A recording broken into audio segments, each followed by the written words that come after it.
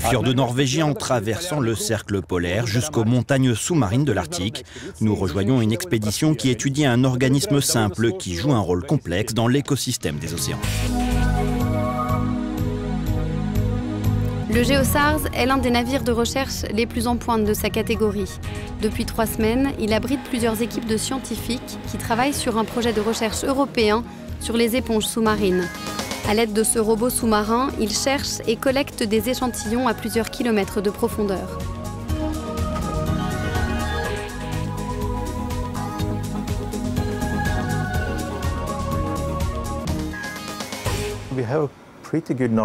Nous connaissons assez bien les éponges qui vivent dans les eaux peu profondes.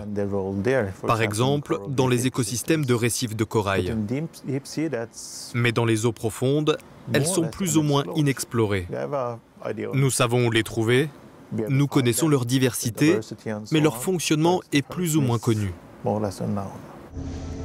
Le travail de recherche dure jour et nuit. Une fois le robot de retour, les chercheurs prennent soin de transférer les nouveaux échantillons dans les laboratoires à bord du navire. Certains de ces organismes seront disséqués et préservés pour une étude ultérieure. Les éponges produisent des composés chimiques précieux qui pourront être utilisés dans les cosmétiques et les produits pharmaceutiques.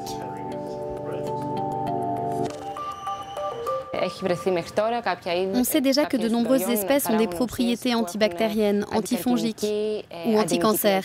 Mais sur ces espèces-là, on ne sait encore rien. Donc ça nous intéresse vraiment de les étudier. D'autres éponges sont maintenues en vie dans des aquariums spéciaux pour observer leur processus d'alimentation. En filtrant l'eau de mer à travers leurs pores, ces animaux primitifs recyclent les déchets et produisent des nutriments précieux pour les autres organismes marins. Cette expérience permet aux scientifiques de voir combien les bactéries et d'autres polluants sont filtrés par certaines espèces d'éponges.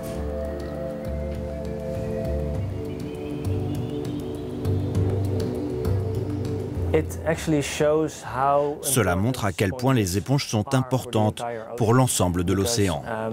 Parce que si l'on regarde ce qu'elles retirent de l'eau, on se dit que si elles disparaissaient, des déchets s'accumuleraient dans l'océan parce qu'elles ne seraient plus là pour le nettoyer. Assez vite, cette expédition de chercheurs a découvert plusieurs nouvelles espèces d'éponges.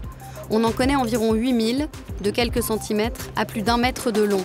Mais 2 fois plus d'espèces d'éponges n'ont pas encore été étudiées. Le rôle exact qu'elles jouent pour maintenir l'écosystème sous-marin sain et équilibré est toujours un grand mystère qui nécessite d'être examiné de plus près.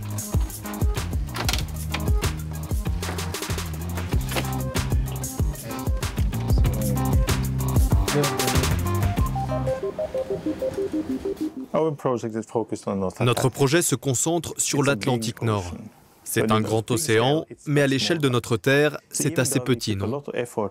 Donc même si nous travaillons beaucoup là-dessus, nous ne voyons que la partie émergée de l'iceberg. Nous devons faire beaucoup de sciences fondamentales là-dessus. C'est onéreux, chronophage, mais il faut le faire. Les éponges vivent dans les océans depuis plus d'1 demi-milliard d'années. Mieux comprendre ces créatures fragiles est essentiel pour les protéger dans les années à venir.